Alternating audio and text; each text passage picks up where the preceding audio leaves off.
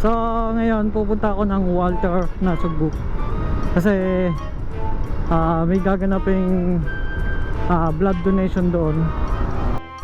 So ayun, nandito na ako sa Walter. So pasok na tayo doon kasi kailangan natin magpa-cool down dahil nga magpapa-BP ako, dahil nga magpapakuha tayo ng dugo para lang, diba, pag nag-donate ka ng dugo, marami ng sa isang bag ng dugo, marami ka nang may sasalbang, may sasalba ka ng buhay. Tapos goods pa sa iyong kalusugan dahil nalilinis ang iyong katawan o dugo.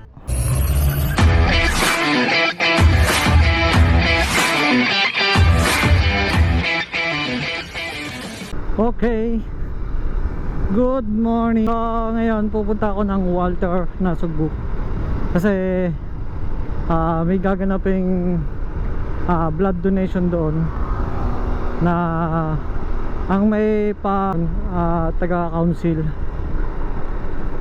So bawat co-op dito sa Nasugbu kailangan may 5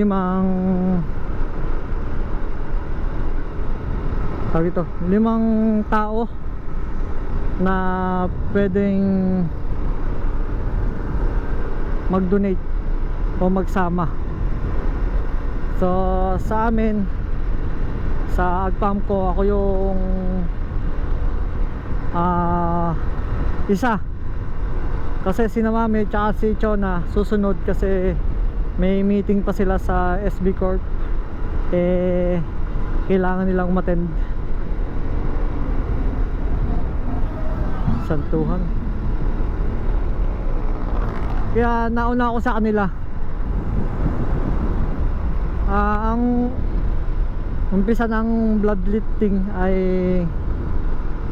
kuha siya alas 10 kasi alas 10 pa yung open ng Walter pero kanina nung pinakit sa akin sa post, may setup na, hindi pa lang siya nag-start. Tayo pumunta na kahit wala pang alas 10 kasi magpapahinga pa ako doon bago magpa-BP kasi hindi maganda yung magpapa-BP ka, taling kang initan tapos bigla kang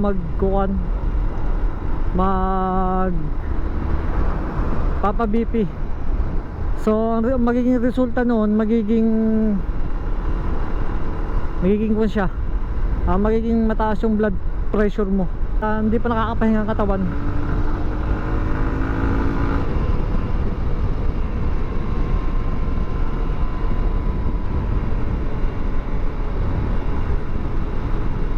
Kaya pumunta na tayo doon ng medyo maaga-aga. Meron akong sinubukan yung kung ilang kilometer mula Agpamco hanggang Walter. So umalis ako ng Agpamco ay 101. So nakaka 12 kilometers na ako. Medyo mahaba-haba din yung pala ito.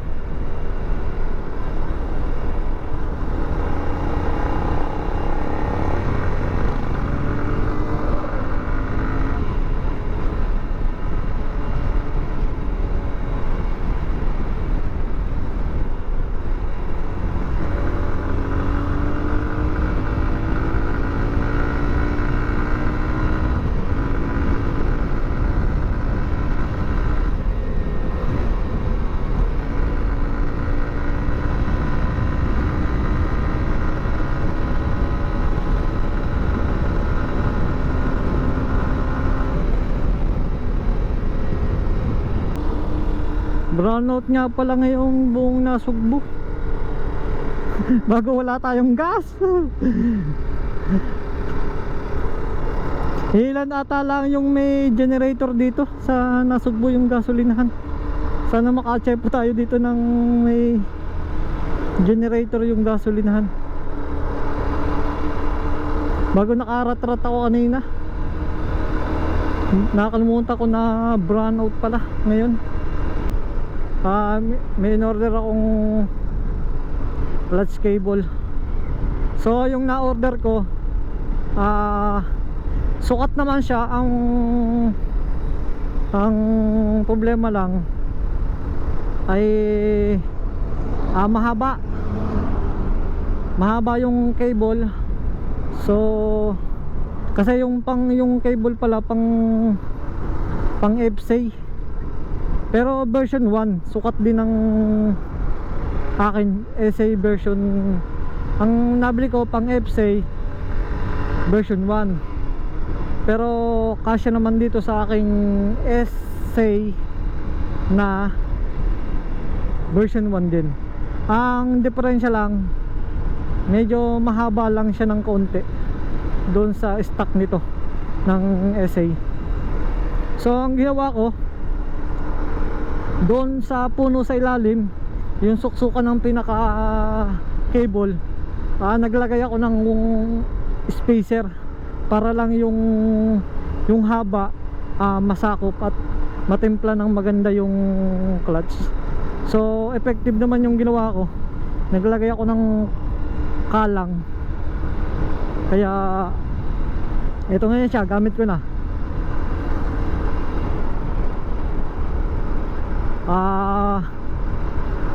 Kaya pala humihirap na siya timplahin yung clutch ko, kasi yung cable yung kinalas kong cable, kun siya putol na, kaya nag-iiba-iba yung timpla ng clutch ko. Ngayon maganda na siya, kahit mahaba siya,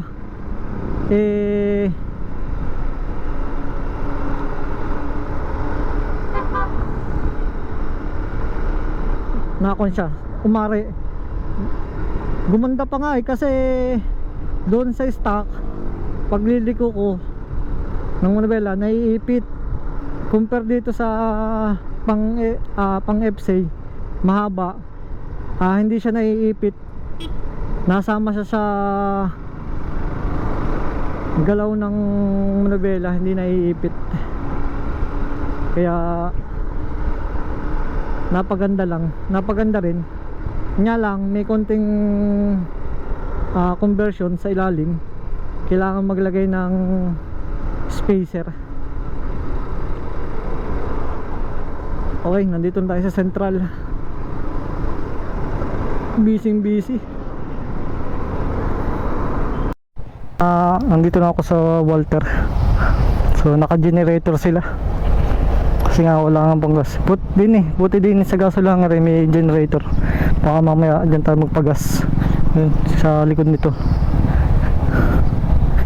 So pasok na tayo doon kasi kailangan natin magpa-cool down, dahil nga magpapa-BP ako, dahil nga magpapakuha tayo ng dugo, para lang, diba, pag nag-donate ka ng dugo, marami ng sa isang bag ng dugo, marami ka nang may sasalbang, may sasalba ka ng buhay. Tapos goods pa sa iyong kalusugan, dahil nalilinis ang iyong katawan o dugo, diba? Pasok na tayo.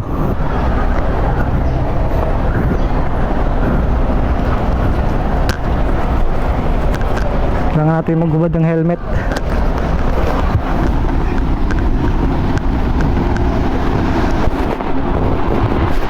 Morning, ma'am.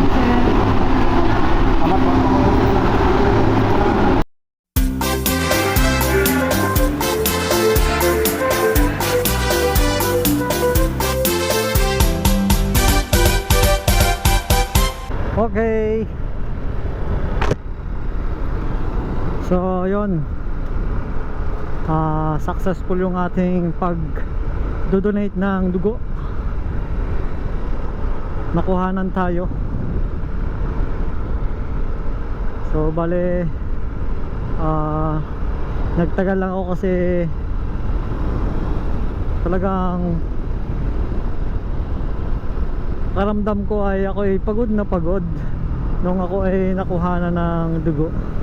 Yun yung pakiramdam ko nung ako ay nakuhanan.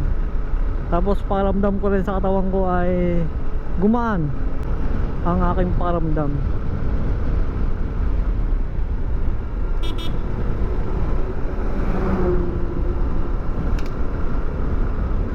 Dito 63 64.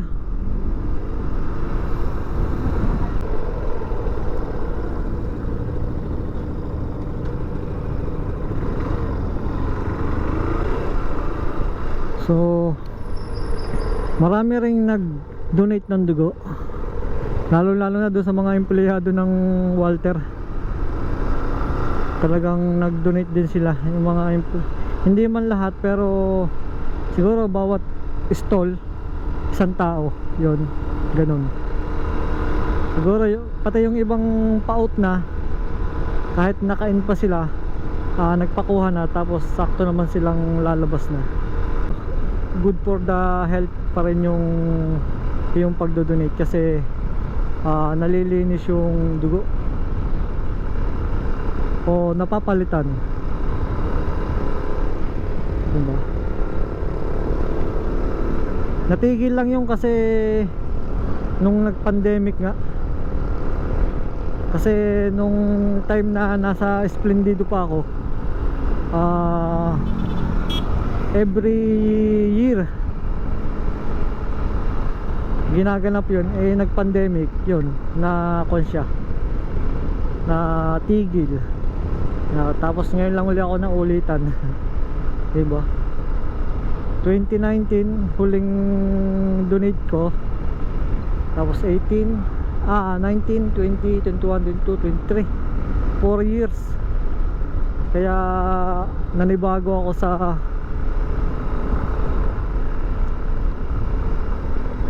sa pagkakakuha sa akin kanina.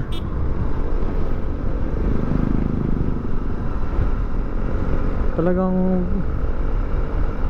pakiramdam ko yun yung parang nagtrabaho ko ng isang oras na walang pahingahan. Yung ganun yung pakiramdam mong pagod, yung walang pahingahan.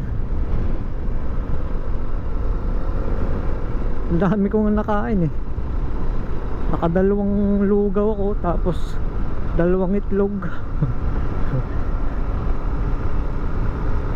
Tapos bukod pa yung bigay ng mga nurse na sesto tsaka tinapay. Diba? Bawing-bawi naman yung lakas ko nung kumain ako. Hindi lang agad ako umuwi kasi kailangan natin persahin, dahil baka tayo parang yun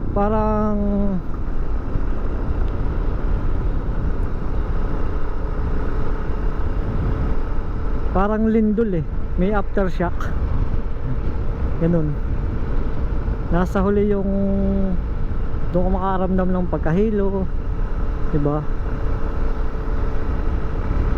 Kaya ngayon lang ako nakauwi. Alas 2 pumunta ako ay mag-aalas 10. Grabe, no?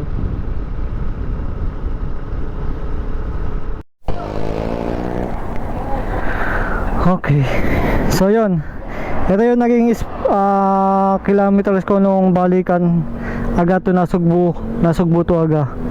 Naging 144. So bali 101 ako umalis dito. So 43 kilometers balikan. Yan o, 144 kasi o. So bali 43 kilometers balikan.